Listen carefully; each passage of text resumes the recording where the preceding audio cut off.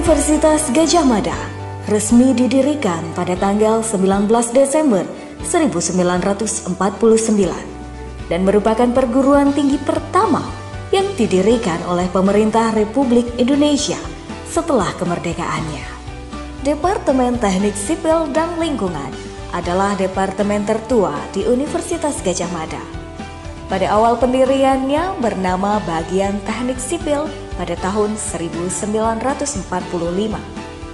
Seiring kemajuannya, teknik sipil terus berkembang dan berganti nama, hingga pada tahun 2016 menjadi Departemen Teknik Sipil dan Lingkungan. Visi Departemen Teknik Sipil dan Lingkungan Fakultas Teknik UGM adalah menjadi institusi pendidikan tinggi di bidang teknik sipil yang bertaraf internasional dan menghasilkan lulusan yang andal dan bermoral, profesional, berkompeten, dan memperjuangkan kesejahteraan rakyat. Berjumlah lebih dari 1.200 mahasiswa, diampu oleh 57 dosen, 47 dosen telah bergelar PhD, 21 dosen bergelar guru besar atau profesor, dan beberapa dosen masih menempuh studi S3 di luar negeri.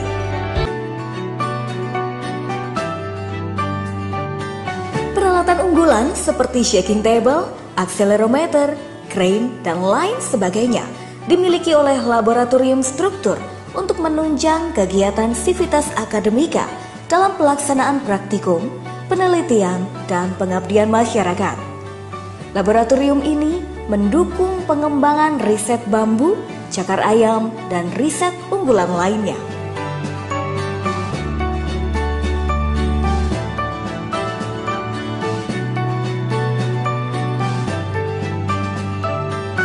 Laboratorium Bahan Bangunan melakukan pengujian fisika, kimia, dan mekanika pada berbagai macam bahan bangunan.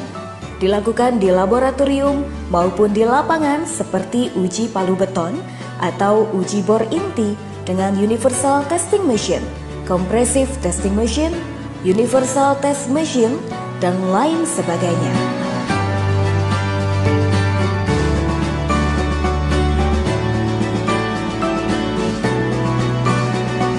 Banyak karya penelitian dan hak paten yang dihasilkan di Laboratorium Mekanika Tanah. Penyelidikan tanah untuk pembangunan infrastruktur, perencanaan rehabilitasi bangunan cagar budaya, pengujian tanah untuk pembangunan, penanggulangan longsor, dampak lingkungan, dan perbaikan tanah merupakan beberapa riset unggulan di laboratorium ini.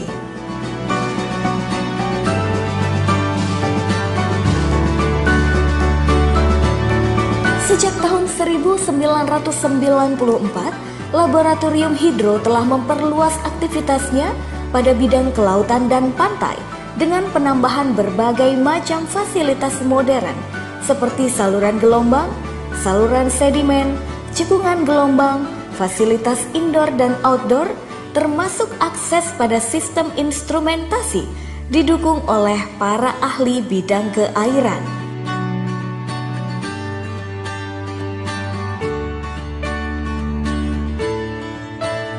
Laboratorium Teknik Penyehatan dan Lingkungan berdiri sejak tahun 1970 sebagai laboratorium yang memberikan pelayanan untuk mengatasi masalah penyediaan air bersih dan penyediaan fasilitas sanitasi yang memenuhi syarat. Didukung oleh para ahli dan peralatan yang memadai, laboratorium ini menghasilkan riset unggulan yang bermanfaat bagi masyarakat.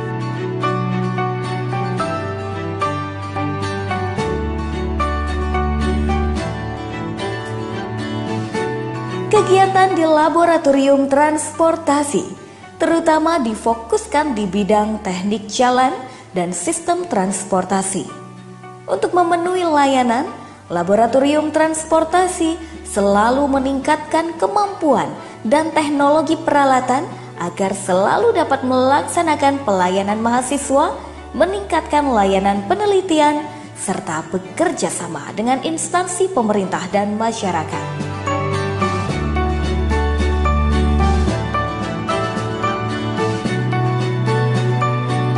Laboratorium Komputasi berperan untuk menyediakan fasilitas pembelajaran, konsultasi, pelatihan, dan pelayanan software ke teknik sipilan. Banyak perhitungan numerik dan pemodelan struktur sudah memanfaatkan teknologi komputasi dan menjadikan perhitungan dan perancangan bidang teknik sipil bisa semakin baik dan efisien.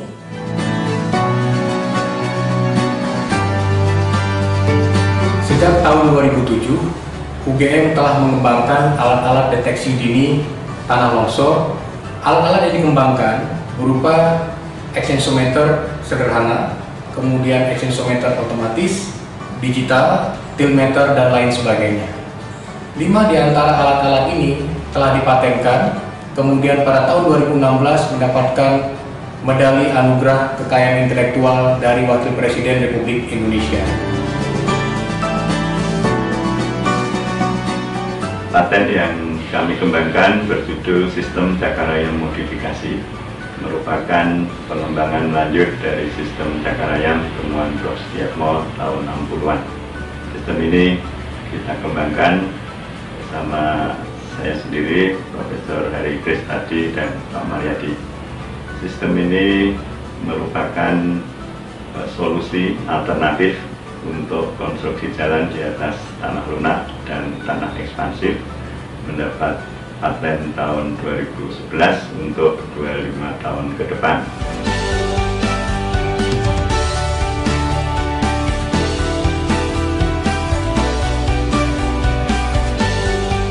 DTSL FT UGM mencetak insinyur teknik sipil yang unggul bermartabat, mengabdi kepada negeri.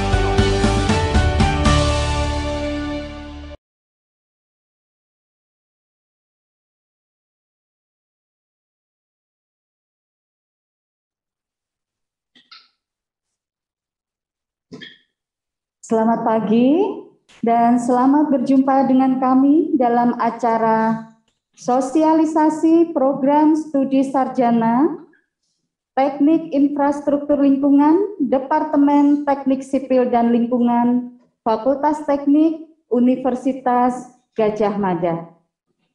Merupakan kebahagiaan tersendiri bagi saya, Diah Retnawati, dapat memandu acara pada pagi hari ini. Kami ucapkan terima kasih dan selamat bergabung kepada Bapak, Ibu, dan adik-adik siswa-siswi SMA, SMK seluruh Indonesia. Sebelumnya kami informasikan bahwa kami nanti akan membuka sesi tanya-jawab.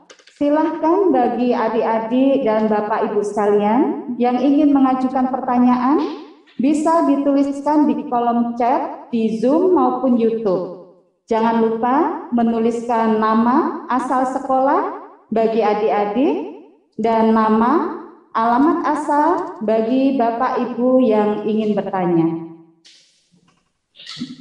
Untuk membuka acara pada pagi hari ini, marilah kita bersama-sama berdoa supaya serangkaian kegiatan acara pada pagi hari ini berjalan dengan lancar. Berdoa kami persilahkan.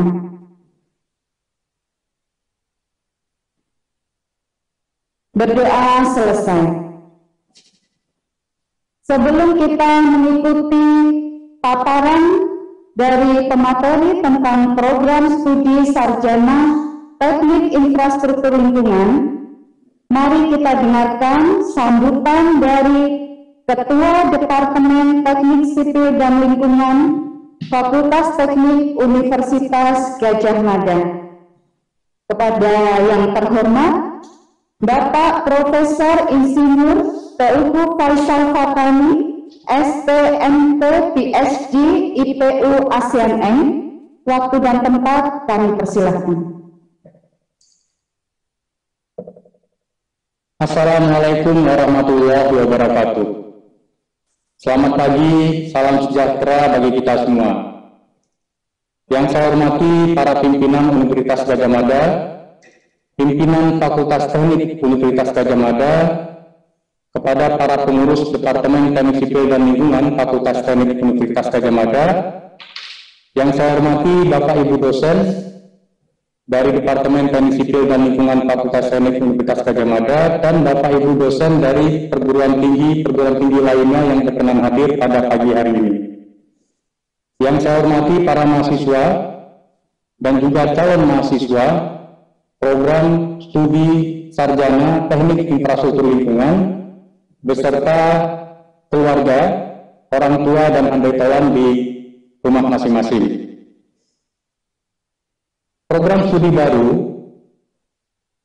tingkat sarjana Teknik Infrastruktur Lingkungan berada di Departemen Teknik Sipil dan Lingkungan Fakultas Teknik Universitas Gadjah Mada.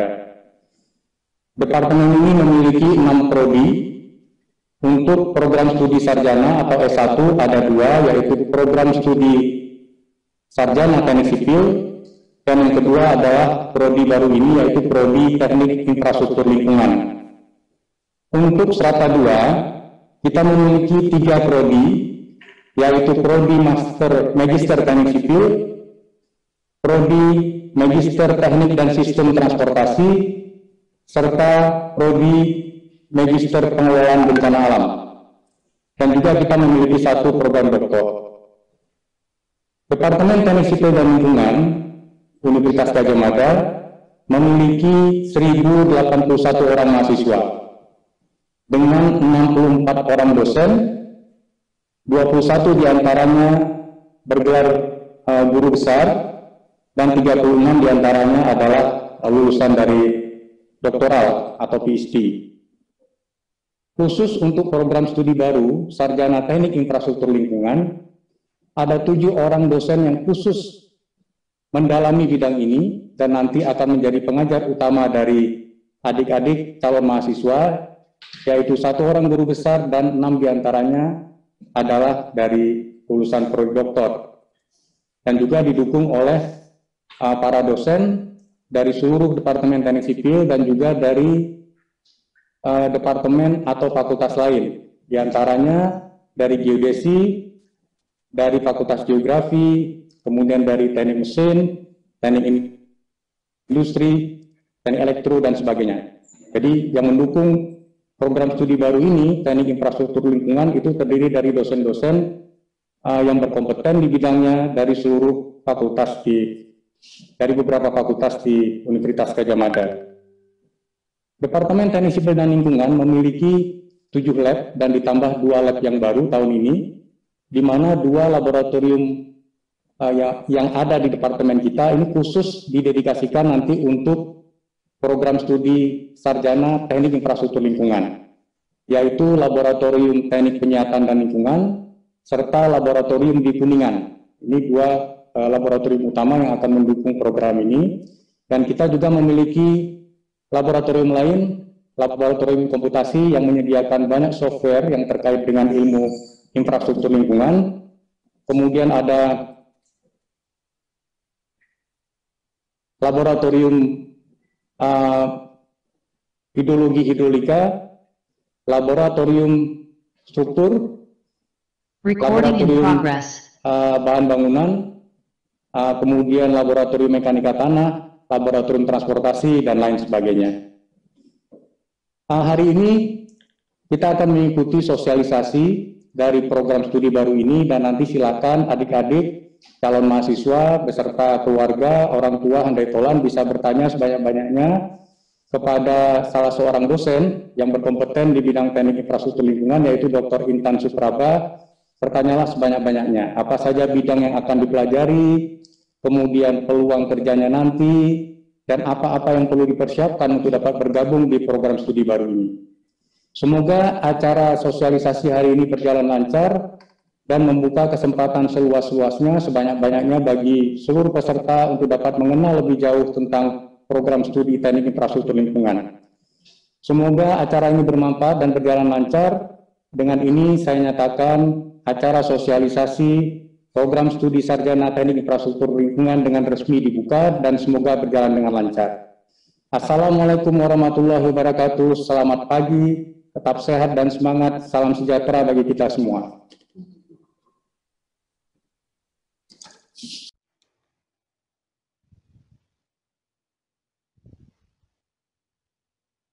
Sebelum materi dari beliau, kita lihat dulu profil narasumber kita pada pagi hari ini.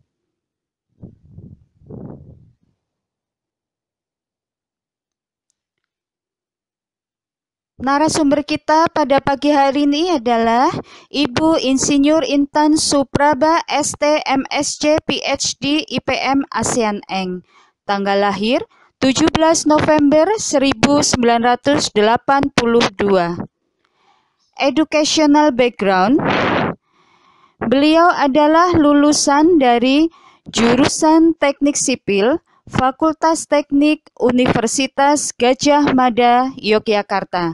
Beliau masuk pada tahun 2000 dan lulus pada tahun 2004. Setelah itu, beliau mengambil Master's Program Division of Environmental Science and Engineering, School of Civil and Environmental Engineering, Nanyang Technological University, Singapore in a partnership with Stanford University, United States. Beliau masuk pada tahun 2005 dan lulus pada tahun 2006.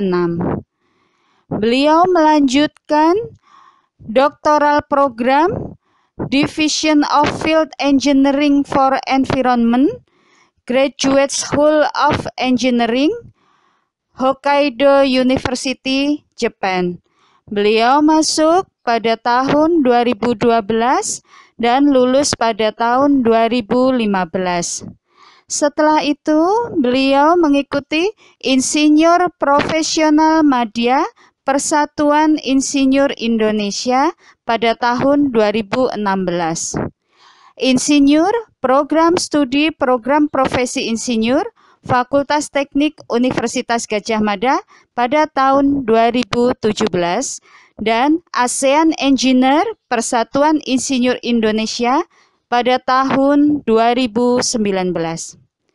Beliau memiliki pengalaman kerja di berbagai perusahaan baik dalam negeri maupun luar negeri. Karir beliau 10 tahun terakhir adalah sebagai dosen di Departemen Teknik Sipil dan Lingkungan, Fakultas Teknik Universitas Gadjah Mada. Dan saat ini beliau menjadi asisten profesor di Departemen Teknik Sipil dan Lingkungan. Beliau memiliki publikasi baik di jurnal dan seminar, tingkat nasional maupun internasional. Seperti yang terlihat pada layar, beliau sudah memiliki 17 jurnal dan seminar. Beliau juga terlibat di dalam organisasi profesional, baik tingkat nasional maupun internasional. Untuk tingkat nasional, salah satunya adalah member Persatuan Insinyur Indonesia. Di tingkat internasional, salah satunya adalah Person in Charge Researcher Erasmus Enhanced Project in Humanitarian Engineering tahun 2019 sampai 2023. Wow, ini kurikulum vitae-nya sangat panjang sekali ya Ibu. Kami sampai perlu pemikiran panjang untuk meringkasnya. Baik Ibu Intan Supraba, untuk waktu dan tempat penyampaian materi kami persilahkan. Terima kasih banyak kepada Mbak Diah selaku moderator yang telah memperkenalkan saya selaku pemateri pada acara sosialisasi pagi hari ini.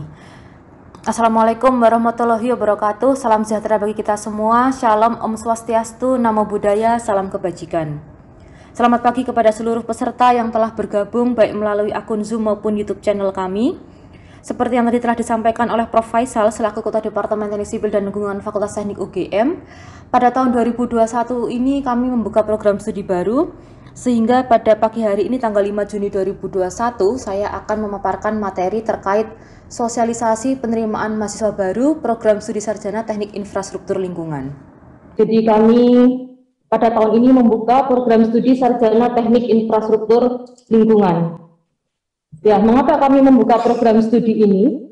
Jadi latar belakangnya secara eksternal, ya, Sustainable Development Goals yang ditetapkan oleh United Nations itu punya beberapa tujuan, ya, dan prodi ini mendukung tujuan yang khususnya ya, tujuan yang ketiga, 6, 11, 13, dan 15, terutama tujuan yang ke-6 yaitu clean water and sanitation.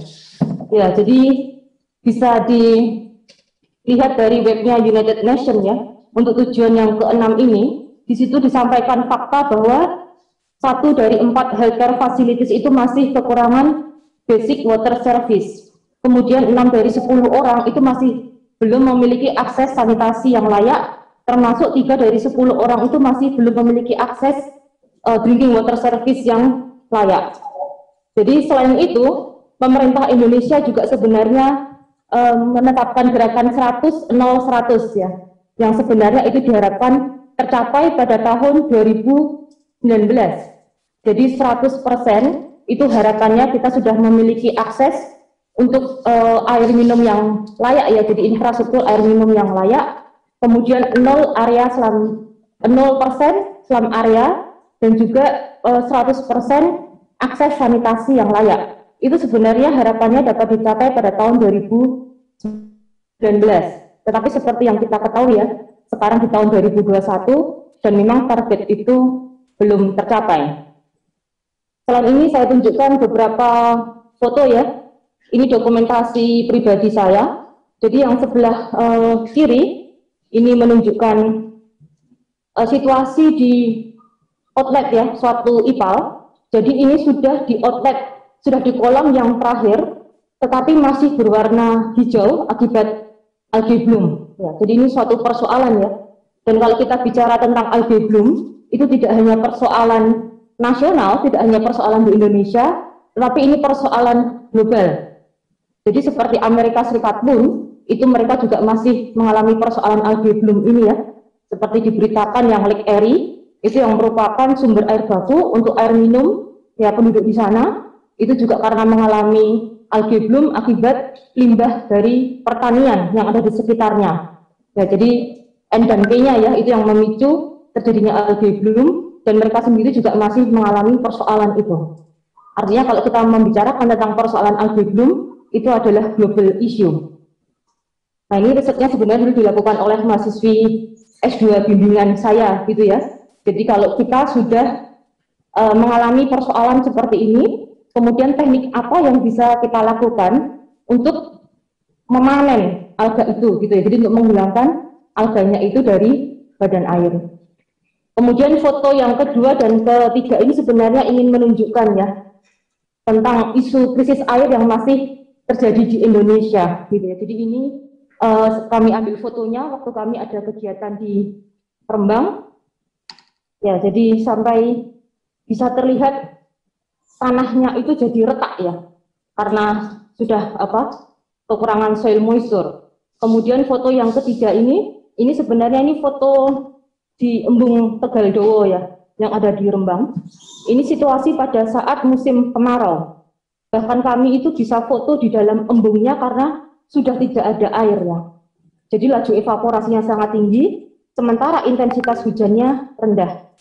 Jadi bisa dibayangkan bagaimana warga di Rembang itu semakin kesulitan akan air pada saat musim kemarau gitu ya. Jadi ini bisa sampai habis ya airnya yang ada di Embung Tegal Dowo ini. Kemudian foto yang paling kanan ini saya ambil ketika bersama mahasiswa MPA 2L kami ya, ada kuliah lapangan ke PPA Piungan. Jadi sebenarnya aturan itu pada tahun 2013 open dumping itu dilarang ya. Jadi sebenarnya kita sudah tidak boleh ada praktek open dumping di TPA, tetapi realita di lapangan ya lebih dari 90% TPA kita masih menerapkan konsep open dumping seperti ini. Jadi dari semua ini ya, itu kita tahu bahwa kita masih perlu ada pembenahan manajemen pengelolaan dan kita perlu dukungan infrastruktur. Karena realitanya memang persoalan terkait dengan isu lingkungan itu di kita itu masih terus terjadi ya. Ya, selain itu 70 juta orang itu akan kesulitan akses air minum yang layak ya jika skenario percepatan pembangunan itu tidak kita lakukan. Jadi ada gap sekitar 30,12% untuk mencapai 100% akses sanitasi seperti yang ditargetkan oleh United Nations di tahun 2030. Nah, untuk bisa mencapai ini maka kita membutuhkan SDM ya di bidang yang terkait. Jadi ini target universal ya, bukan hanya targetnya Indonesia ya, tapi ini memang target yang ditetapkan oleh United Nations. Nah, selain itu ya, di dalam negeri sendiri ya seperti yang tertulis dalam PPT ini ya, seperti Kementerian PUPR di Dirjen Cipta Karyanya, kemudian Kementerian Lingkungan Hidup dan Kehutanan, termasuk perusahaan daerah air minum, ya itu masih membutuhkan ya lulusan dari prodi Teknik Infrastruktur Lingkungan.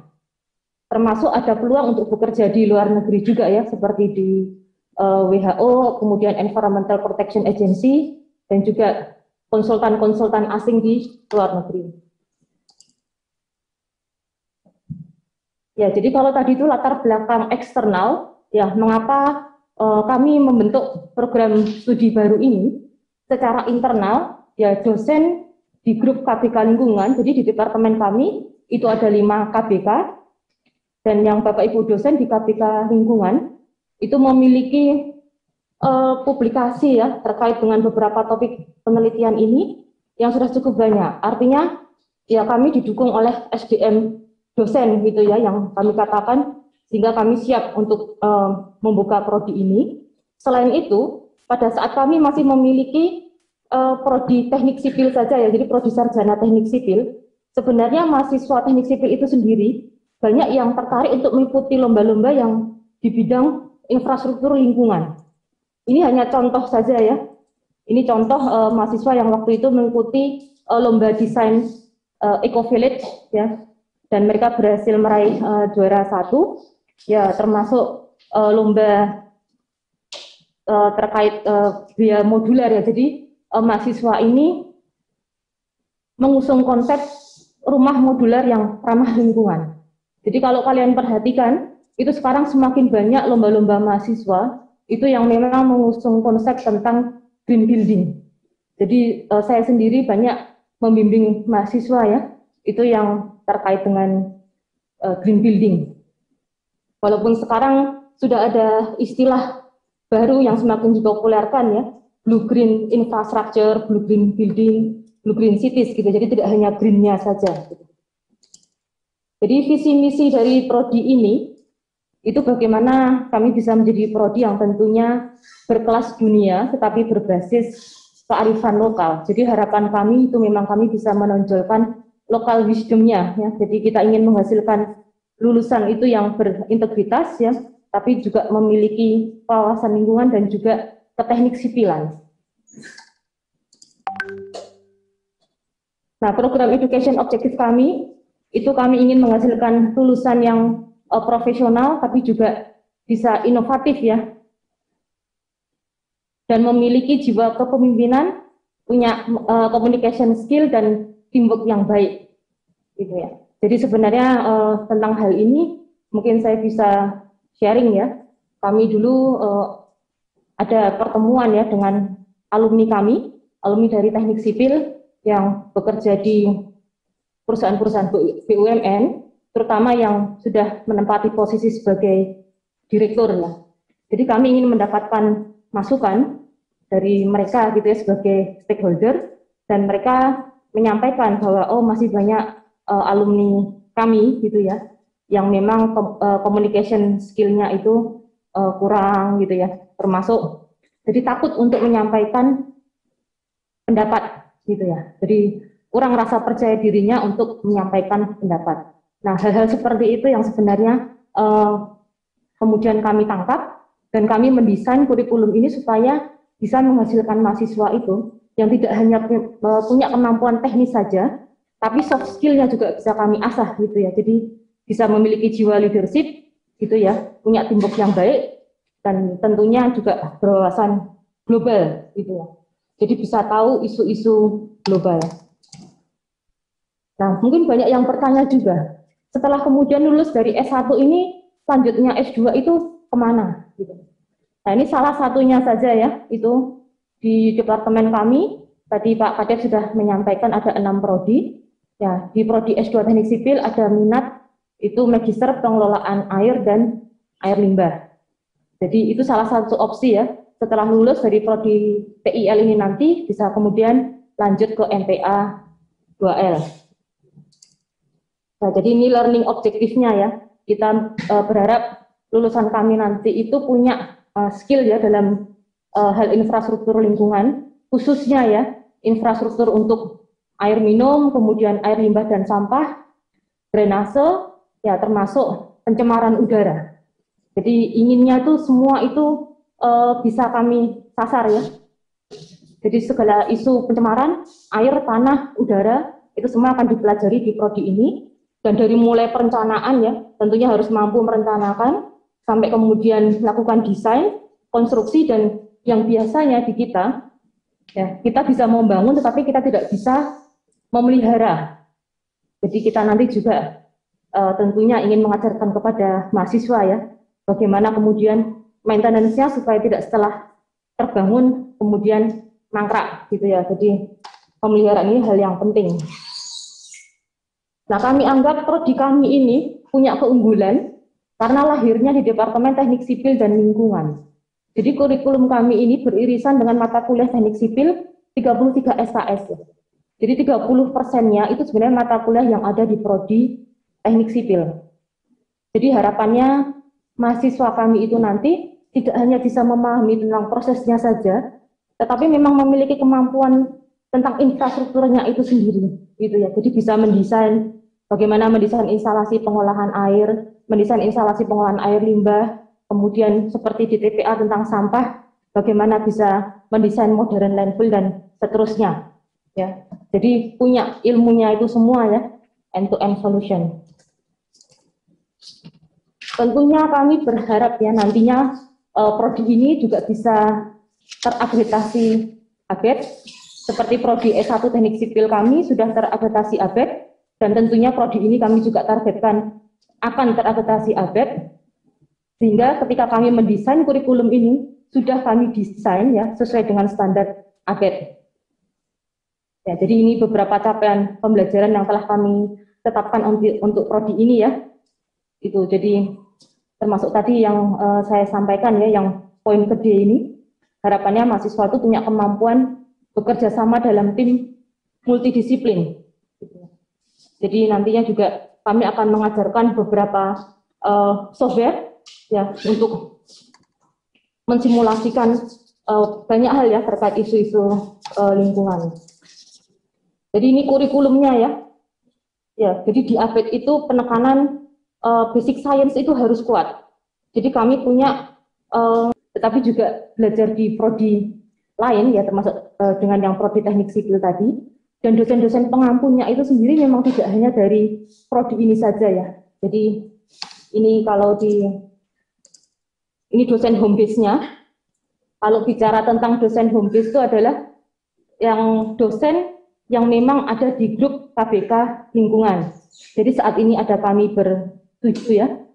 Tapi prodi TIL ini sendiri nanti akan didukung lebih dari 30 dosen pengampu ya.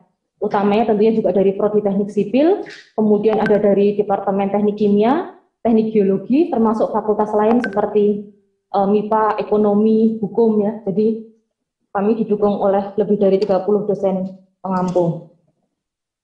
Ini nanti riset ya, contoh saja ya, kalau nanti mahasiswa belajar di TIL, riset apa yang akan dilakukan untuk tugas akhir gitu ya. Ini seperti contohnya mahasiswa bimbingan saya, yaitu banyak yang kemudian mensimulasikan tentang persebaran air lindi ya, yang ada di TPA Piungan, ya termasuk bagaimana tadi ya bisa memanen alga gitu ya, karena alga ini juga bisa mengganggu di badan air gitu, jadi bisa mempersulit untuk pengolahan air gitu. Jadi bisa dibayangkan kalau misalnya PDAM itu menggunakan sumber air baku ya dari waduk, tapi waduknya kemudian tercemar alga, itu kan akan mempersulit proses pengolahan airnya. Nah, jadi hal-hal seperti itu, termasuk ini contoh ya yang di mahasiswa yang dibimbing oleh Bu Saraswati, oleh Bu Hati, itu banyak terkait dengan kualitas air ya, jadi menggunakan indeks kualitas air. Ini fasilitas pendukungnya, Jadi kami punya gedung baru, ini baru selesai dibangun dan belum ditempati ya, kecuali yang lantai 1 dan 2 itu untuk grup bahan bangunan. Jadi nanti kuliahnya akan ada di sini ya, kalau nanti sudah kuliahnya tidak online lagi atau sudah blended antara luring dan daring. Ya, kemudian juga ada lab komputasi, karena nanti di prodi ini akan belajar banyak software ya terkait dengan teknik sipilan dan lingkungan. Kemudian juga ada ruang referensi yang sudah kami upgrade ya, sehingga harapannya mahasiswa bisa lebih nyaman. Dan kami juga punya banyak laboratorium baik indoor maupun outdoor. Ya, ini contoh ya penerapan ecological concept ya, seperti ada aerasi di IPAL Berbah. Ya, termasuk ini ada di lab outdoor kami ya, yang ada di lab Kuningan, itu di belakang Wisma UGM, terkait dengan instalasi penjernihan air. Ini menjadi praktikum mahasiswa ya, itu jadi tentang penjernihan air. Nah, ketika kami membentuk program studi ini, kami mendapatkan dukungan kerjasama dari stakeholder ya, jadi utamanya dari Dirjen Cipta Karya, termasuk juga dari asosiasi profesi. Kemudian kami juga punya banyak program kerjasama. Ya, jadi saat ini ya DTSL itu sudah punya banyak MOU ya dan MOA ya dengan banyak university untuk student exchange. Ya, seperti contohnya dengan Ehime University, itu ada program yang bisa ke Jepang untuk 1 bulan saja, atau kalau mau 1 semester itu free transfer. Jadi mahasiswa ke Jepang untuk belajar di Ehime University, kemudian ikut ujian di sana, dan hasilnya itu nanti ditransfer ke UGM, gitu ya. Jadi kita banyak punya program yang model free transfer, gitu ya. Termasuk tentunya program double degree, dan yang terbaru ini ya, baru saja kami sudah tanda tangan MOA dengan University of Missouri Kansas City di Amerika. Nah, ini surat dukungan dari mitra ya, seperti dari Dirjen Cipta Karya dan dari IATPI selaku asosiasi profesi. Ya, nantinya tentunya target kami sampai ke ABET ya, seperti prodi teknik sipil kami. Dan ini mungkin ada yang bertanya ya, jadi kalau mau belajar di prodi ini UKT-nya berapa? Jadi kami ada rentang ya, dari 500.000 sampai 12,5 juta gitu. Dan untuk tahun ini jalur masuk memang hanya ada 1 saja, jadi hanya ada ujian tertulis ya untuk yang tahun ini. Tapi untuk tahun depan itu bisa ikut 3 jalur. Nanti silahkan ya dicek di laman UGM, um.ugm.ac.id. Mungkin kalian juga sudah ada yang tahu bahwa pendaftaran itu sudah dibuka sejak 2 Juni yang lalu ya. Jadi sekarang ini 5 Juni.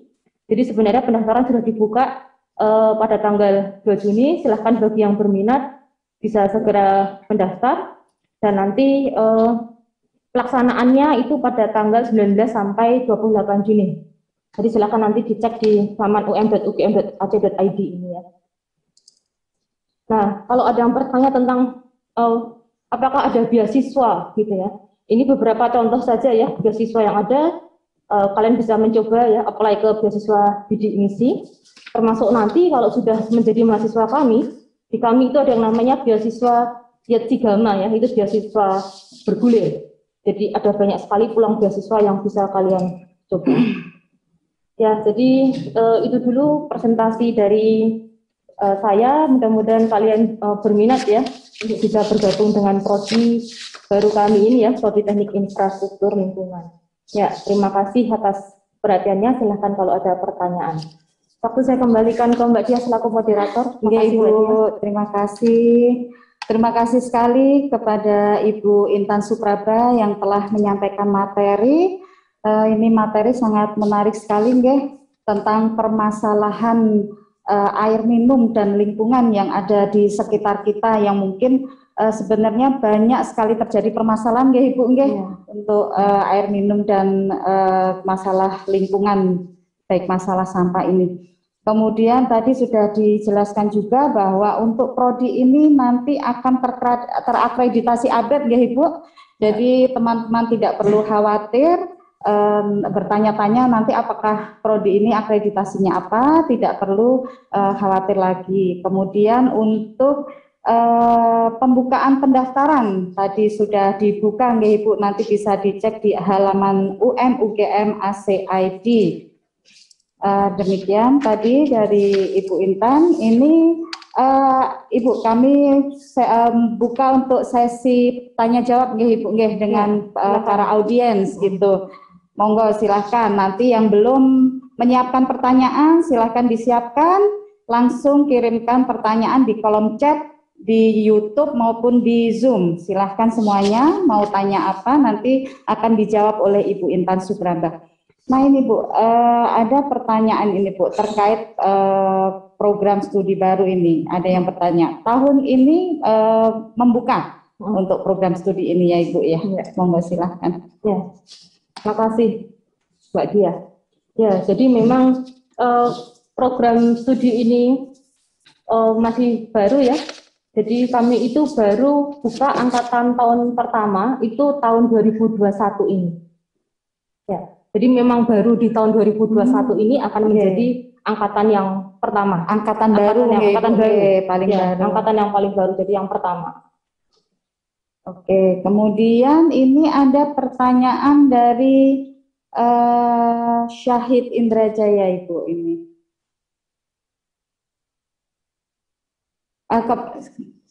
Silahkan untuk penanya. Baik. Assalamualaikum warahmatullahi wabarakatuh. Mungkin nanya langsung aja ya, boleh. Ada sedikit komentar sama pertanyaan juga. Ini sebelumnya salam kenal juga dengan Bu Intan dan Pak Faisal. Ini kebetulan dosen favorit saya sebelumnya dulu waktu masih di UGM. Saya juga alumni UGM tahun 2005. Apa namanya?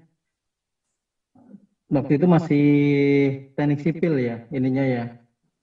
Masih apa namanya? Masih teknik sipil umum di ininya Pak. Mungkin mengomentari juga yang tadi masalah tentang alumni teknik sipil yang mungkin secara communication skill-nya kurang dan atau mungkin apa kurang bisa mengungkapkan pendapat gitu ya. Saya juga merasakan seperti itu dulu waktu belajar di UGM maupun baru saja lulus. Mungkin yang jadi apa namanya? Jadi masukan saja pertama, benar tadi seperti yang Bu Intan sampaikan bahwa kita perlu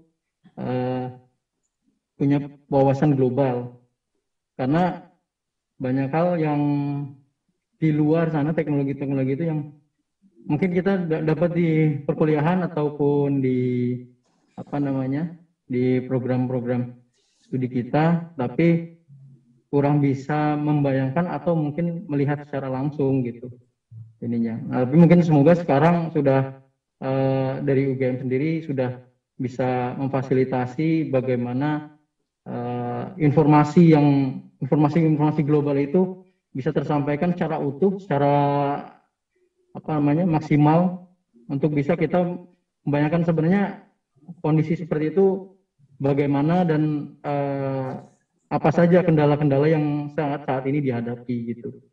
Sehingga saat apa namanya saat kita belajar pun mungkin menumbuhkan inovasi, menumbuhkan ide-ide dari kawan-kawan mahasiswa ataupun alumni-alumni. Nah, terus kemudian yang kedua tadi sebenarnya kalau misalkan ada program magisternya untuk teknik lingkungan ini, saya juga mau ikut gitu sebenarnya kalau ada. Ini. Nah, cuman ini saja mungkin Bu Intan mau tanya.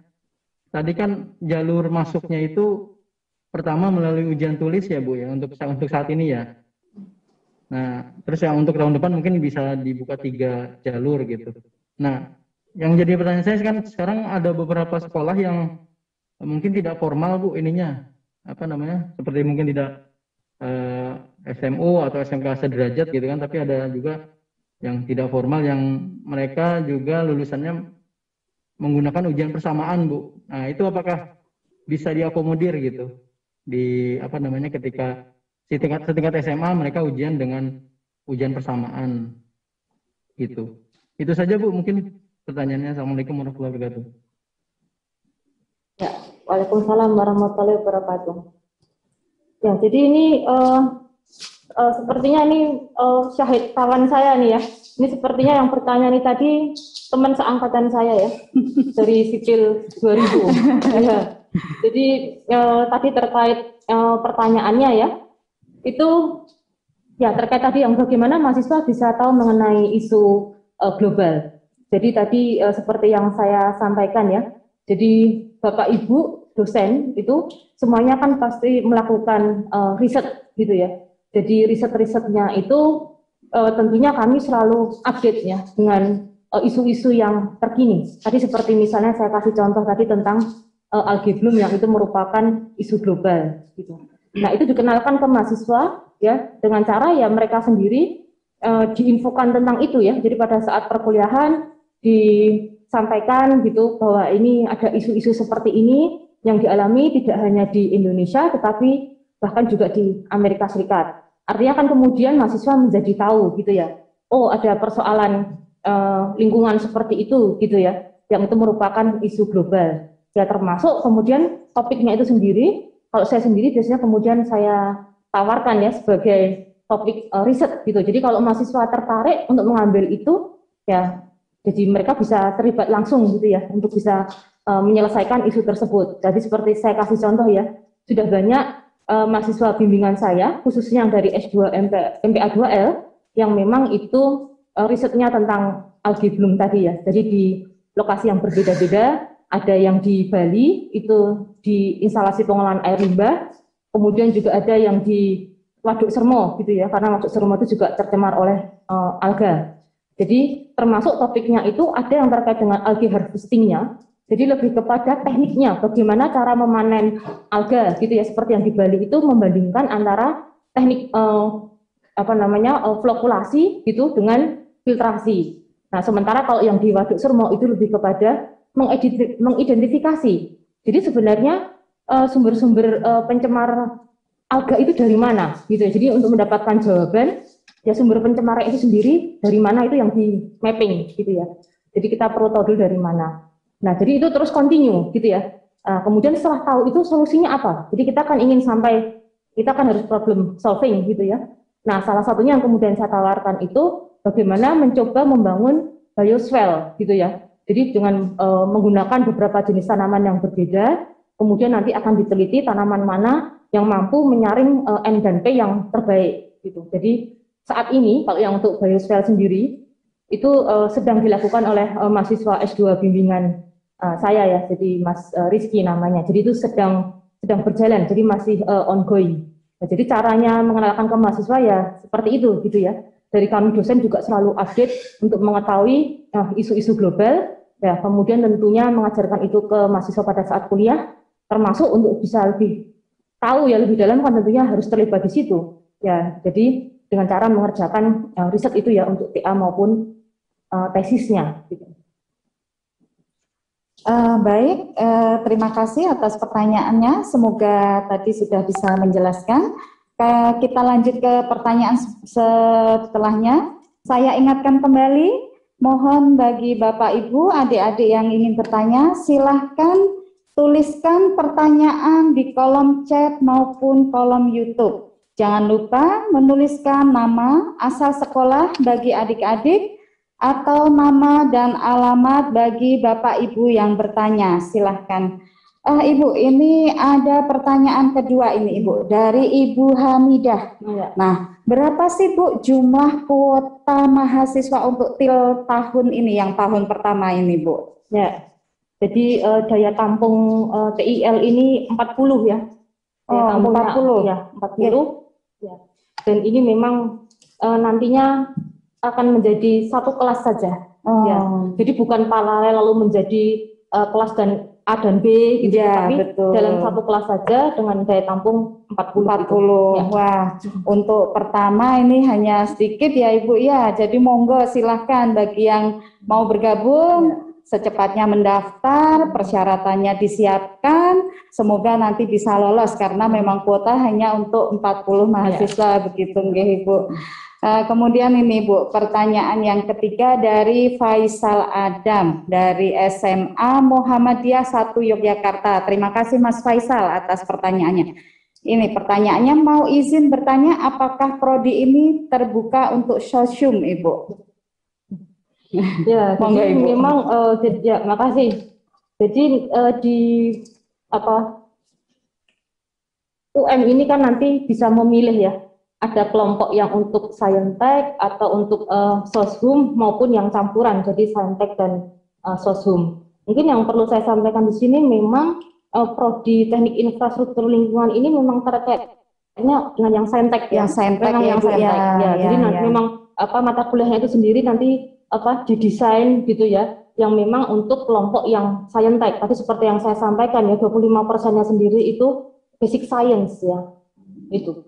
Jadi nanti akan banyak belajar tentang, ya tentunya ada banyak hitungannya ya, matematika, fisika, kimia, biologi. Ya, gitu. Sesuai dengan kurikulum yang tadi sudah ditampilkan ya Ibu. Baik. Demikian Mas Faisal jawaban dari Ibu Intan. Semoga bisa menjawab dari pertanyaan Mas Faisal ini. Kemudian ini Bu, saya juga ingin bertanya ini Bu. Mungkin adik-adik ini penasaran. Kalau sudah lulus dari prodi sarjana ini Bu, saya mau kerja di mana sih gitu? Bisa nggak ini? Lapangan pekerjaannya apa saja begitu? Mungkin mereka penasaran untuk itu ya Bu ya. Monggo silahkan Ibu. Ya, makasih Mbak Dia. Tentunya kita semua belajar itu kan kemudian ingin tahu ya. Iya, betul. Setelah itu terus saya ini nganggur atau kemudian bisa kerja di mana gitu ya. Betul. Jadi memang mestinya banyak yang bertanya-tanya seperti itu. Kalau tadi saya baru menyampaikan secara umum saja gitu ya, kebutuhan lulusan baik di dalam maupun dalam negeri. Mungkin ini saya bisa menunjukkan Mbak ya. Bentar, saya coba share screen dulu. Ya, mudah-mudahan sudah terlihat ya, atau mungkin kurang. Ya, ini contoh saja ya. Ini contoh prospek kerja di tahun ini ya, prospek kerja di tahun 2021. Jadi seperti Direktorat Perumahan dan Pemukiman itu dari Bappenas ya, itu membutuhkan tenaga ahli muda air minum. Ya, jadi deadline-nya ini 26 Mei ya, sudah lewat. Ya, artinya seperti Bappenas pun gitu ya, ada lowongan pekerjaan. Ya, yang mereka cari adalah ahli muda air minum. Kemudian juga ada lowongan kerja sebagai tenaga ahli dan konsultan individual ya di Balai Prasarana Pemukiman di Kalimantan Utara. Kemudian PLN ya, PLN yang biasanya memang didominasi oleh alumni dari DTT ya, dari Departemen Teknik Elektro dan Teknologi Informasi. Mereka pun juga butuh karyawan yang di bidang lingkungan juga, gitu ya. Jadi mungkin bahkan saya mungkin bisa sedikit sharing Mbak Dia. Nggih. Jadi seperti saat ini saya ini sedang terlibat kegiatannya PLN ya. Jadi mungkin sudah banyak yang membaca berita PLTU itu mungkin nanti akan pensiun ya. Nah, pertanyaannya kalau kemudian PLTU itu pensiun yang memang selama ini terkenal banyak menghasilkan emisi CO2, ya. Kemudian sumber EDT apa yang sudah siap? Ya, sebenarnya berapa tahun terakhir ini sudah banyak ya ahli energi yang kemudian mengusung konsep tentang seperti tenaga surya ya, jadi solar cell, kemudian angin wind turbine, ada yang geothermal panas bumi, nuklir, air ya, PLTA. Nah, yang tadi saya sampaikan kegiatan saya yang terbaru ini sebenarnya melakukan kajian tentang pump hydro storage. Ya, jadi bagaimana potensi pengembangan pump hydro storage di Indonesia gitu ya. Jadi tentunya kalau saya sendiri ya tentunya mendukung itu ya karena PHS itu bisa dikatakan dia negligible untuk emisi gas-gas rumah kaca. Jadi bisa dikatakan sangat ramah terhadap lingkungan. Nah, artinya kan kita apresiasi ya, seperti PLN pun juga concern tentang itu, bahwa kalau PLTU akan banyak berkontribusi menghasilkan emisi CO2, jadi bagaimana itu bisa punya alternatif sumber energi baru dan terbarukan yang jauh lebih ramah lingkungan. Makanya mereka pun juga membutuhkan perlu ahli lingkungan ya Mbak Dia. Kemudian KLHK kalau itu tidak perlu ditanya lagi ya. Tentunya kalau Kementerian Lingkungan Hidup dan Kehutanan juga sudah jelas ya membutuhkan ahli lingkungan ya, termasuk ini ada Balai Prasarana Pemukiman Wilayah ya di Kementerian PUPR buka lowongan personil pendamping program Kotaku. Jadi mereka punya program Kotaku yang juga tadi ya maksudnya juga terkait dengan yang gerakan 100-0-100 tadi itu. Betul. Ya, ini cuma baru beberapa contoh saja ya. Jadi lowongan pekerjaan yang ada di tahun 2021. Tentunya lebih banyak lagi dari ini ya. Sudah sangat banyak nggih Ibu nggih Ya, itu nanti untuk beberapa contoh lowongan pekerjaan yang bisa diikuti oleh lulusan dari Prodi Sarjana Teknik Infrastruktur Lingkungan ini nggih Ibu nggih. Baik, Ibu kita ini lanjutkan ke penanya berikutnya. Ini dari Ibu Sunarti Undip. Ada pertanyaan ini Bu. Jenis infrastruktur lingkungan apa saja yang diajarkan? Apakah mempunyai daerah binaan sebagai praktek mahasiswa? Begitu Ibu? Monggo silahkan Ibu. Ya, jadi infrastruktur lingkungannya itu bisa dikatakan tadi ya, seperti yang saya sampaikan, mencakup semua itu. Jadi infrastruktur yang untuk terkait dengan air minum ya, itu betul. Yang instalasi pengolahan air. Tentunya kalau seperti bicara tentang pengolahan air minum, itu kan juga dimulai dari menentukan sumber air baku alternatifnya ya. Ya, jadi harapannya sendiri bagi saya sendiri juga berharap nantinya itu ya, itu kita tuh akan semakin banyak menggunakan sumber air baku itu permukaan. Jadi tidak eksploitasi air tanah, karena kalau kita eksploitasi air tanah itu mengakibatkan land subsidence yang memicu terjadinya intrusi air laut. Nah, jadi kita nanti menentukan ketika nanti belajar ya tentang infrastruktur yang terkait dengan air minum. Nah, itu tentunya juga dimulai dari belajar menentukan sumber-sumber air bakunya, ya di mana menentukan intake structure-nya. Jadi untuk bangunan intiknya, kemudian membawanya ke instalasi pengolahan air, ya kemudian tentunya mendesain instalasi pengolahan air itu sendiri ya.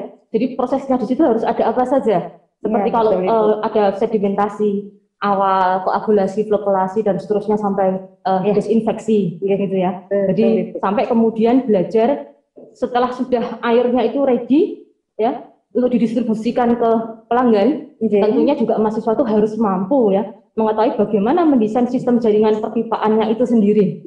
Ya, jadi dari IPA-nya PDAM sampai ke pelanggan ya, itu bagaimana supaya debitnya itu ya seperti yang sudah direncanakan.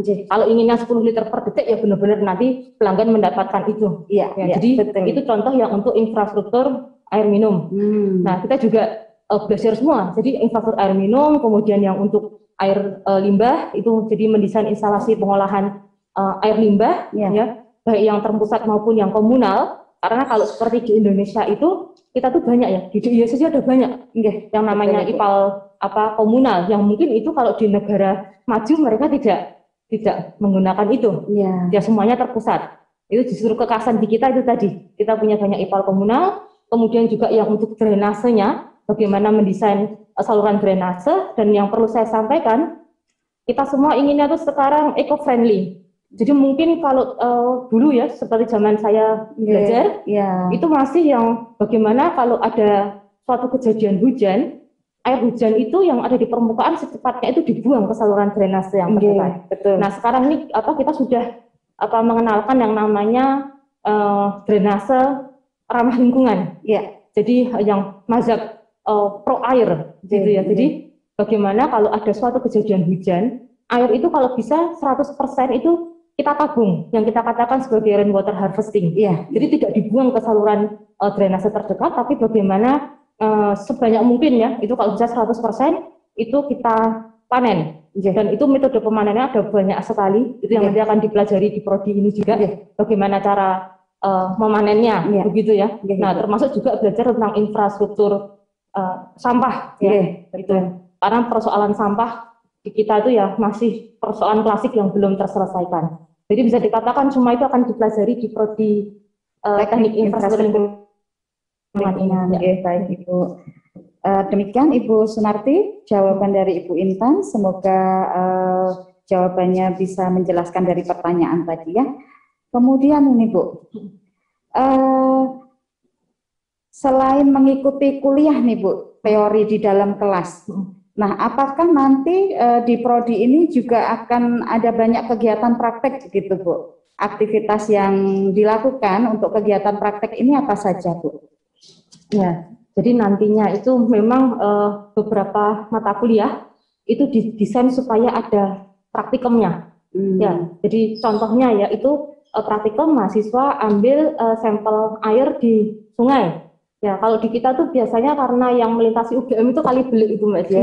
Ya, itu betul. Jadinya mahasiswa itu mengambil sampel air di kali belik, kemudian mereka nanti mengujikan itu di laboratorium kita, ya, untuk beberapa parameter tadi ya, fisika, kimia, biologi, sehingga mahasiswa itu bisa tahu langsung, gitu ya, bisa praktek langsung, oh bagaimana bisa menguji kualitas air untuk parameter-parameter itu, gitu ya, jadi seperti pH, suhu, TDS, TSS dan seterusnya, ya, termasuk juga nanti kita di UGM itu kan KKN itu kan wajib, ya, UGM itu kan pionir untuk kegiatan KKN ya, kita sejak tahun 1951.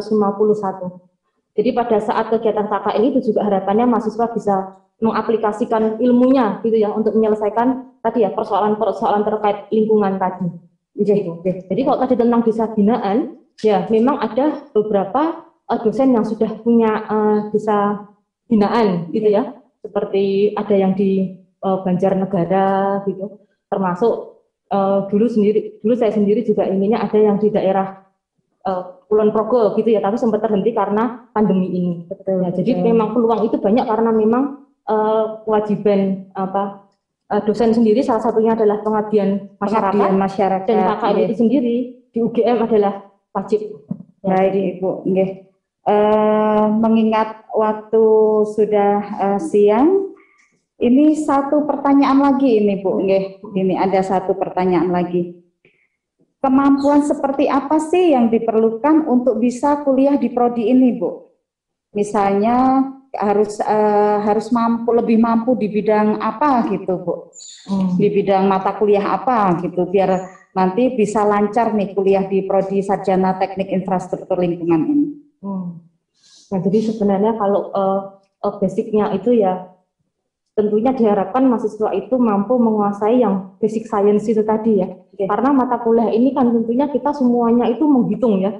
Jadi punya skill yang untuk matematika, fisika, kimia, biologi. Nanti di sini juga akan banyak belajar tentang proses ya. Nah, jadi tidak hanya yang fisik saja. Jadi tentang yang biologi, kimia, karena tentunya ya mengolah air, ya mengolah air limbah, ya itu semua kan terkait dengan proses-proses gitu. Jadi basic science-nya memang harus diharapkan memang cukup kuat.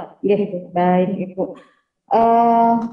Kami buka untuk satu penanya lagi karena waktu sudah siang. Baik. Ini Bu, ada Rino dari Banten Ibu. Jadi apakah ada perbedaan antara prodi teknik lingkungan dengan teknik infrastruktur lingkungan, ataukah itu memang sama begitu Ibu? Pertanyaan dari Mas Rino dari Banten. Ya.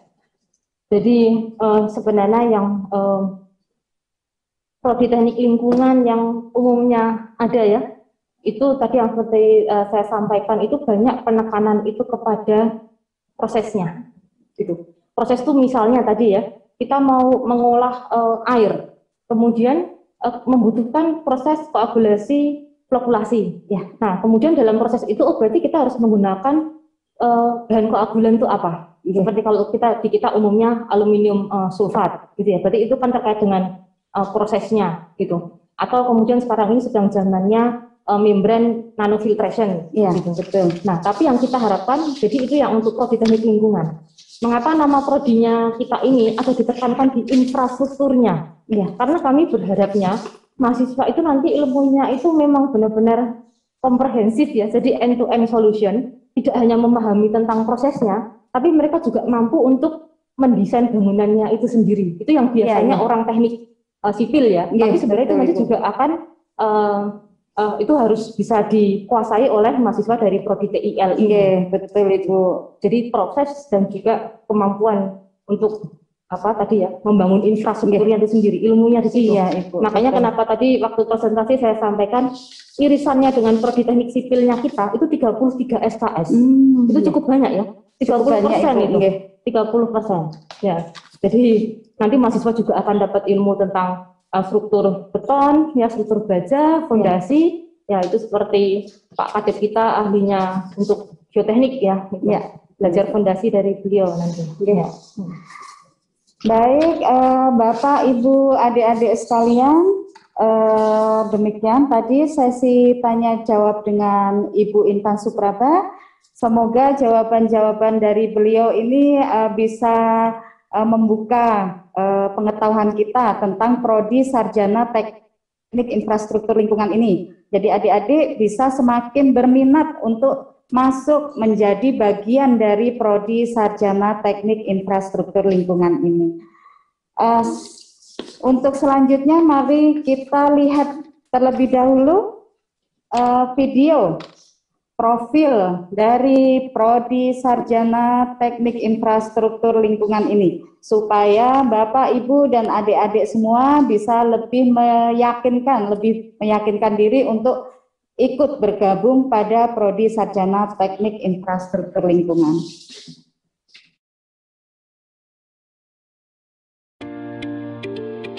Latar belakang pendirian dari program studi sarjana Teknik Infrastruktur Lingkungan, kita ketahui permasalahan sanitasi, air bersih, dan pencemaran udara dan tanah masuk dalam 10 besar permasalahan lingkungan di Indonesia. Untuk mengatasi permasalahan tersebut, maka pemerintah mencanangkan program 100-0-100 untuk meningkatkan 100% akses air minum dan sanitasi dan mengurangi sampai 0% wilayah kumuh. Untuk menjaga ketercapaian program pemerintah 100-0-100 tersebut, diperlukan sumber daya manusia yang kompeten, profesional di bidang infrastruktur lingkungan, yaitu sanitasi dan air minum. Prodi Teknik Infrastruktur Lingkungan Universitas Gadjah Mada, yaitu bidang ilmu infrastruktur sipil guna mengatasi permasalahan lingkungan dalam bidang-bidang penyediaan air minum, penanganan air limbah, penanganan sampah, penanganan air hujan, dan penanganan kualitas lingkungan dalam konteks Blue Green Infrastructure yang merupakan upaya untuk menjaga lingkungan secara berkelanjutan. Titik berat Prodi Teknik Infrastruktur Lingkungan adalah aspek infrastruktur lingkungan dengan mempertimbangkan kearifan lokal. Prodi Teknik Infrastruktur Lingkungan menghasilkan lulusan yang ahli di bidang infrastruktur lingkungan yang berkarya pada profesi konsultan, kontraktor, peneliti, pegawai pemerintah, dan LSM. Peluang Prodi Teknik Infrastruktur Lingkungan sangat luas. Berdasarkan survei internal, pada tahun 2030 dibutuhkan 7.020 ahli bidang lingkungan. Sementara, prodi sejenis di Indonesia baru dapat mengisi 20%-nya saja. Program studi sarjana Teknik Infrastruktur Lingkungan didukung oleh sumber daya manusia dari dosen dan juga tenaga kependidikan. Ada 7 orang dosen dengan kualifikasi profesor dan doktor yang memiliki keahlian khusus di bidang infrastruktur lingkungan. Di samping itu, ada 52 orang dosen lain dari berbagai bidang ilmu, dari teknik sipil, kimia, geografi, mesin, elektro, dan geodesi yang juga ikut mendukung pelaksanaan pembelajaran di program studi sarjana Teknik Infrastruktur Lingkungan. Untuk tenaga kependidikan, ada 29 orang karyawan yang akan membantu proses pembelajaran di Prodi Teknik Infrastruktur Lingkungan ini. Untuk menyelesaikan pembelajaran di Prodi Teknik Infrastruktur Lingkungan, mahasiswa harus menempuh minimal 144 SKS. Bidang kajian yang diajarkan antara lain sains dasar, ke-UGM-an, teori dasar proses lingkungan, materi keteknik sipilan terkait perancangan infrastruktur lingkungan dalam bidang penyediaan air minum, penanganan air limbah, penanganan sampah, dan drainase. Kemudian, pemodelan sistem lingkungan, sistem sanitasi dan kesehatan lingkungan, kearifan lokal dan isu global, serta keilmuan lintas prodi. Kurikulum Prodi Teknik Infrastruktur Lingkungan sudah memasukkan skema Merdeka Belajar Kampus Merdeka dengan membuka kesempatan bagi mahasiswa untuk belajar keilmuan lintas prodi di prodi lain di dalam UGM maupun di luar UGM, di industri, dan di masyarakat. Fasilitas yang mendukung proses pembelajaran program studi sarjana Teknik Infrastruktur Lingkungan terdiri dari laboratorium, yaitu ada 2 laboratorium utama, Teknik Penyihatan di kampus Departemen Teknik Sipil dan Lingkungan dan Laboratorium Kuningan. Kemudian ada ruang kuliah, perpustakaan, co-working space, gedung keluarga mahasiswa Teknik Sipil dan Lingkungan, serta kafetaria.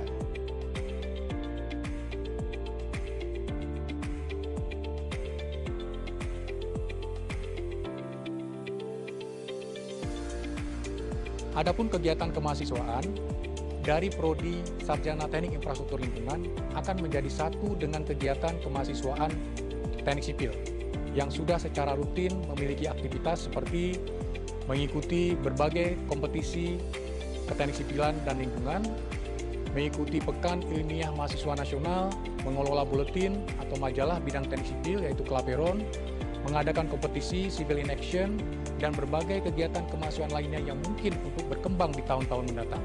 Kami tunggu adik-adik bergabung di program Sarjana Teknik Infrastruktur Lingkungan, Departemen Teknik Sipil dan Lingkungan, Fakultas Teknik Universitas Gadjah Mada.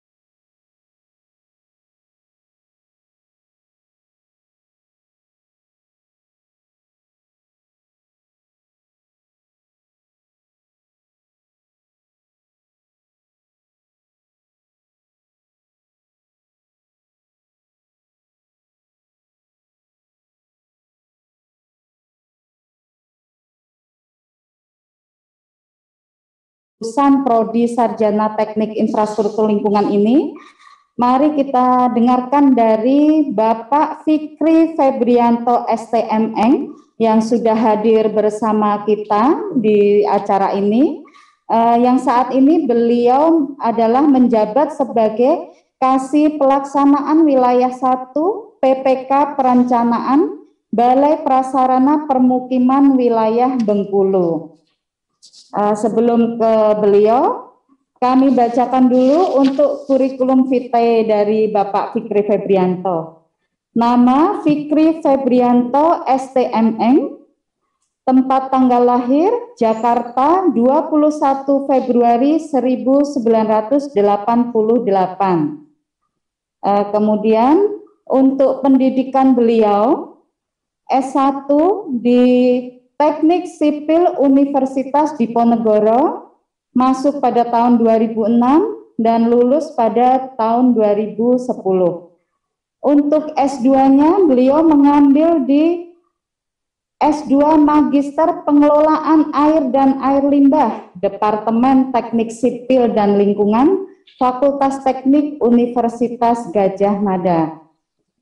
Nah, untuk riwayat jabatan beliau pernah menjabat sebagai pembuat komitmen Satker Pengembangan Penyehatan Lingkungan Permukiman Provinsi Sumatera Barat pada tahun 2014 sampai dengan tahun 2019.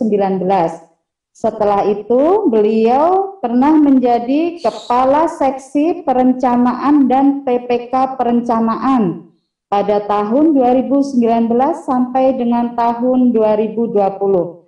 Dan saat ini beliau menjabat sebagai Kepala Seksi Pelaksanaan Wilayah 1 dan PPK Perencanaan Balai Prasarana Permukiman Wilayah Bengkulu, Direktorat Jenderal Cipta Karya, Kementerian Pekerjaan Umum dan Perumahan Rakyat.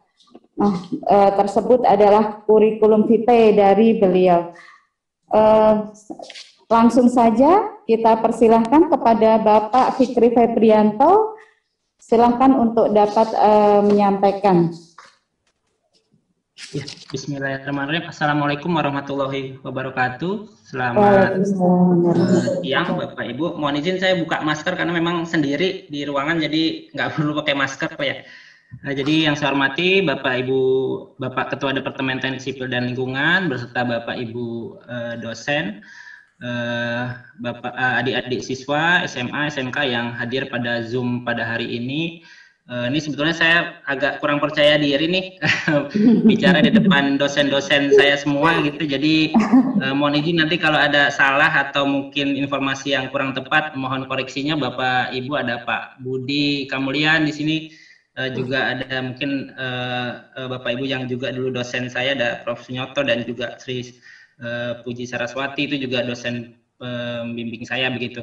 Jadi mohon izin share screen ya Mbak Dia. Monggo silahkan Pak Fikri, silahkan.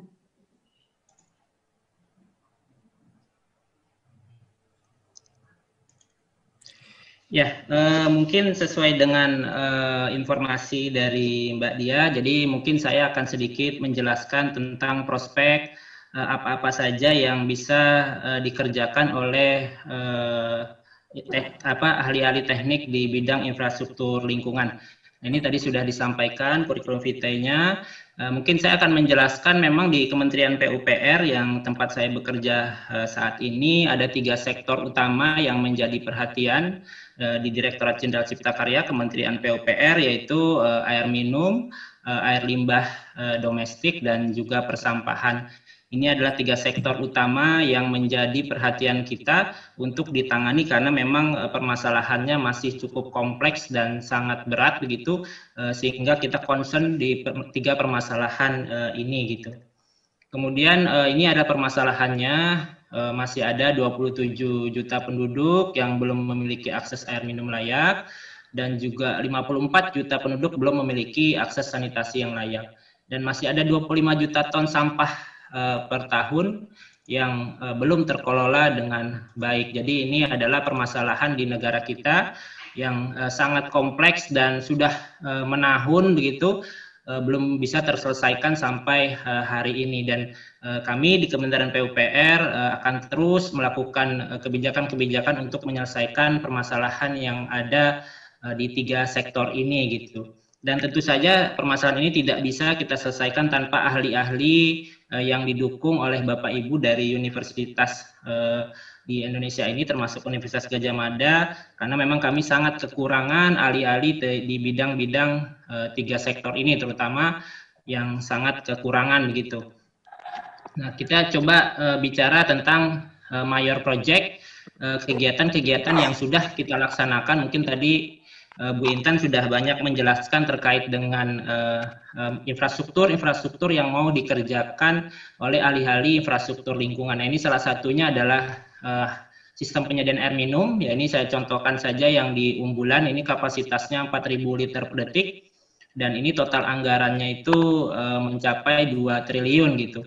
Dan ini sudah diresmikan oleh Pak Presiden pada bulan Maret kemarin. Ini jadi peran ahli infrastruktur lingkungan salah satunya adalah membangun infrastruktur ini gitu.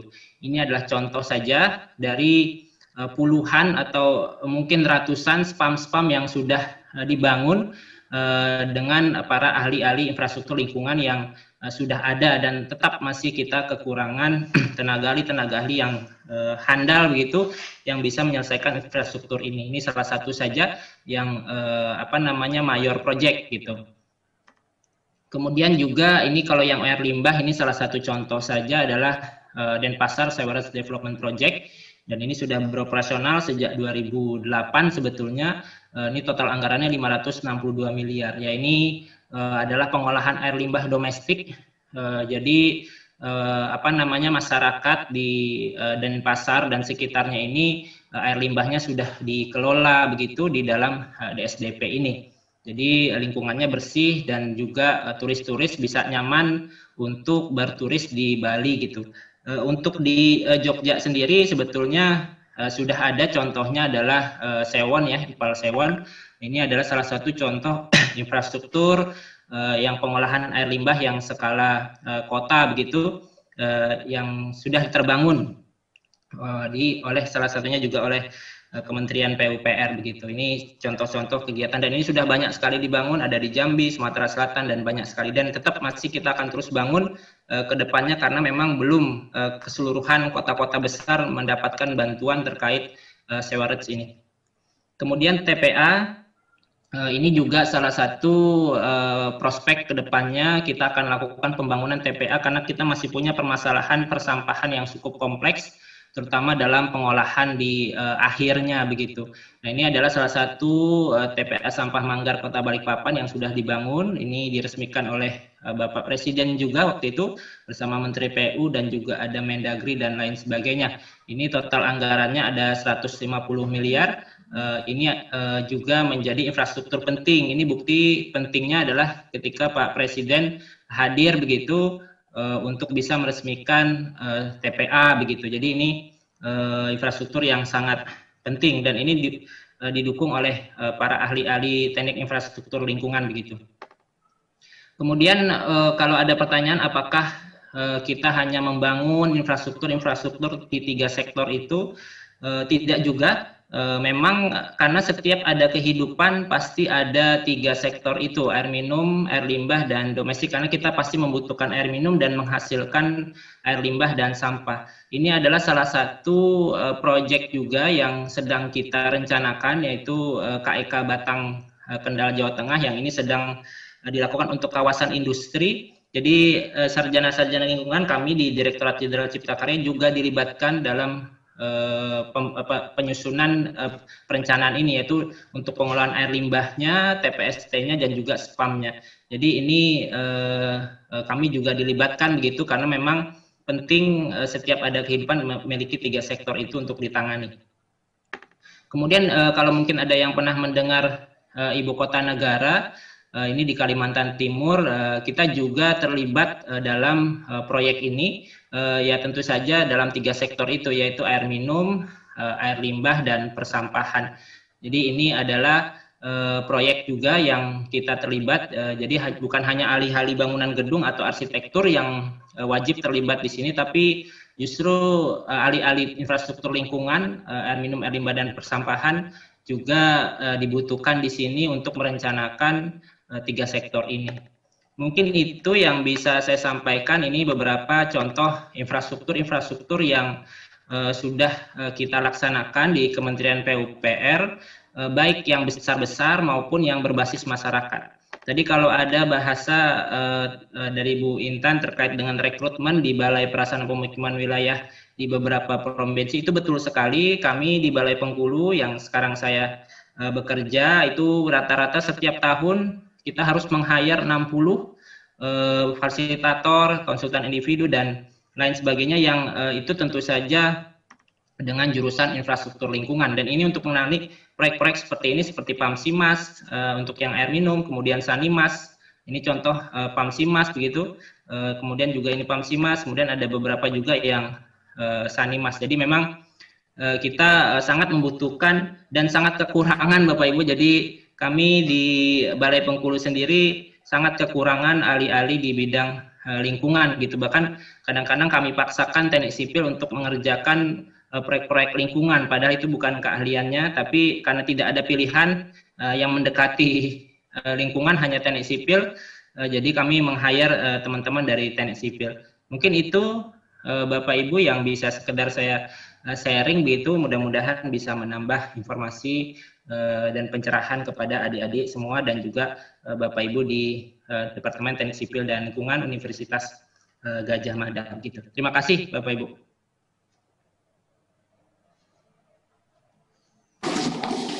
Terima kasih sekali Pak Fikri Febrianto atas penambahan materinya. Jadi ternyata memang banyak sekali ya yang membutuhkan ahli-ahli dari lulusan teknik infrastruktur lingkungan ini ya Ibu ya, ternyata jadi banyak sekali proyek-proyek yang memang bisa diikuti nanti oleh para lulusan dari teknik infrastruktur lingkungan ini. Sekali lagi kami ucapkan kepada Pak Fikri Febrianto terima kasih. Untuk acara berikutnya sebelum kami tutup, mari saya ingatkan kembali Bapak Ibu dan adik-adik untuk pendaftaran dari program studi sarjana teknik infrastruktur lingkungan ini sudah dibuka ya Ibu. Jadi monggo silahkan mari semuanya berlomba-lomba untuk mendaftar menjadi mahasiswa di Prodi Sarjana Teknik Infrastruktur Lingkungan ini. silahkan cek laman UGM di um.ugm.ac.id. Silahkan lihat persyaratannya apa saja, apa yang dibutuhkan untuk mendaftar. Nah, kemudian apabila teman-teman semuanya masih mempunyai kesulitan atau ada pertanyaan yang mungkin saat ini belum bisa diutarakan, ya Ibu, bisa menghubungi kami di Sekretariat Prodi Sarjana Teknik Infrastruktur Lingkungan yang sudah dicantumkan dalam kolom chat. Kami akan sangat siap untuk membantu menjawab pertanyaan dari Bapak, Ibu, dan adik-adik semuanya. Baik Bapak, Ibu, dan adik-adik peserta yang telah hadir pada acara pagi hingga siang hari ini, seluruh rangkaian acara telah kita lalui. Sebelum acara kami tutup, saya selaku pembawa acara mengucapkan terima kasih dan mohon maaf yang sebesar-besarnya apabila ada perkataan atau penyampaian yang kurang pas atau kurang berkenan. Demikian acara kami tutup. Selamat siang dan selamat beraktivitas kembali. Tetap menjaga prokes dan salam sehat selalu. Salam sehat selalu. Terima kasih buat semuanya.